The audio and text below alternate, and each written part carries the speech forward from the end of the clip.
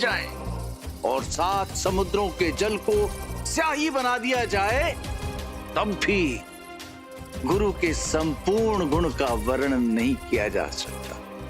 किंतु राजन, संसार में एक गुरु ऐसे भी हैं जिनके गुणों से अधिक उनकी गुरु दक्षिणा की कठोरता की चर्चा होती है, और उन्हीं से संबंधित है मेरा आज का प्रश्न। और वो ये है कि एकलव्य ने ये जानते हुए भी कि गुरु द्रोणाचार्य उसके साथ अधर्म कर रहे हैं, फिर भी गुरु दक्षिणा में उन्हें अपना अंगूठा क्यों दिया? तुम्हें अपने गुरु को गुरु दक्षिणा देनी होगी। कहिए गुरुदेव, आपका शिष्य आपको क्या दे सकता है? तुम्हारा अंगूठा। मुझे गुरु दक्षिणा में तुम्हारे दाहिने हाथ का अंगूठा चाहिए एकलव्य।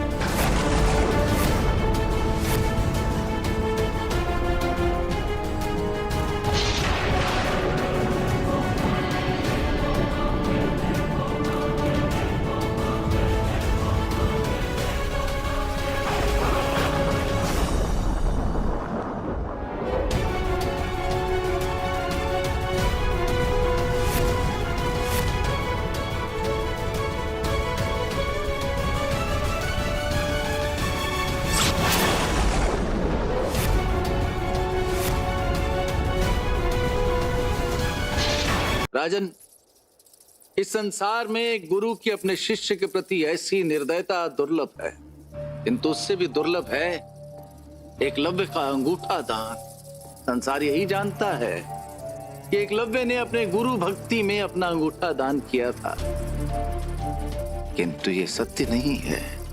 तो क्या है एकलव्य के इस निर्णय के पीछे का पूर्ण सत्य? ये जानने के लिए तुम्हें एक कथा सुननी होगी राजन। तो सुनो राजन, एकलव्य कीरत हिरण्यधेनु की संतान था, जो अपने माता पिता के साथ मगध राज्य के घने वनों में कीरत बस्ती में रहता था।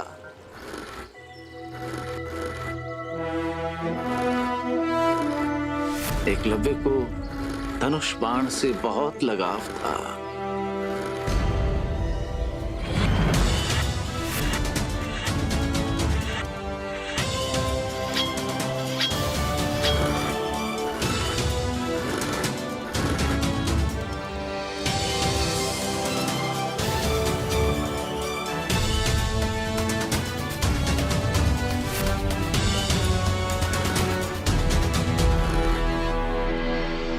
एकलव्य, हम तुम्हें पूरी बस्ती में ढूंढ चुके हैं, और तुम हो क्या लकड़ियों के साथ खेल रहे हो?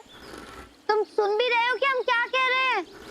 काकी तुम्हें कब से ढूंढ रही हैं। पुत्र एकलव्य, देखो अब वो भी आ गए, उनको ही उत्तर देना तुम।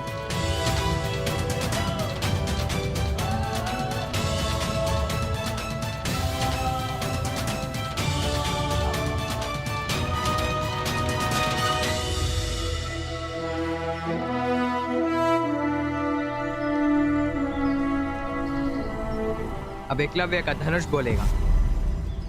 एकलव्य नहीं, सारे लक्ष्य भेदेगा ये तीर। दूर करेगा सब बाधा और हरेगा सबकी फीर। एकलव्य, तुम्हें अपने बाबा के साथ मछलियां पकड़ने जाना था और तुम यहाँ खड़े होकर बातें बना रहे हो। बातें नहीं माता, मैं तो ये तीर बना रहा था। तीर धनुष बनाने से तुम क्या क्षत्रिय हो जाओगे? बाबा, मुझे ये समझ में नहीं आता कि केवल क्षत्रिय तीर धनुष क्यों चला सकते हैं, हम क्यों नहीं? क्योंकि हमें इसकी आवश्यकता नहीं है पुत्र।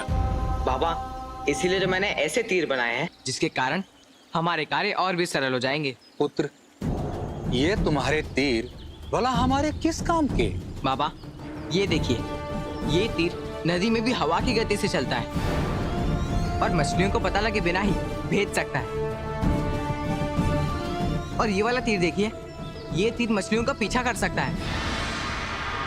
इसकी बनावट ही ऐसी है कि ये पत्थरों के पीछे छिपी मछलियों का आखेट कर सकता है।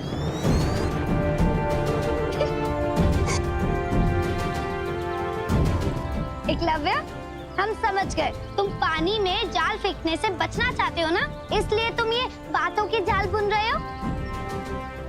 मोहना, एकलव्य क्षत्रियों की तरह बातों का वीर नहीं, वो जो कहता है करके दिखाता है। एकलव्य, तुम इस तीर धनुष से मछलियों का आखेट कैसे करोगे? आप स्वयं ही देख लीजिए बाबा।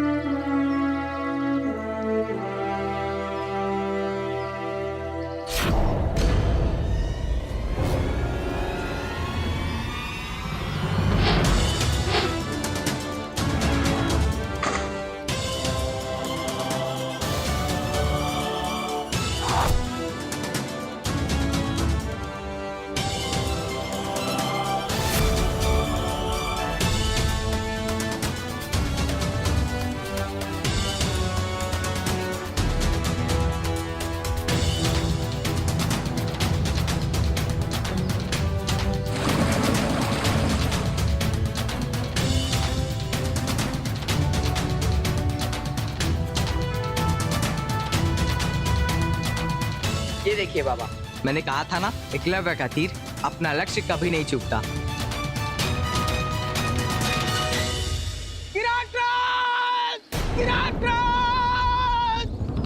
नौराघाट करने वाले सैनिकों ने बस्ती पर धावा बोल दिया।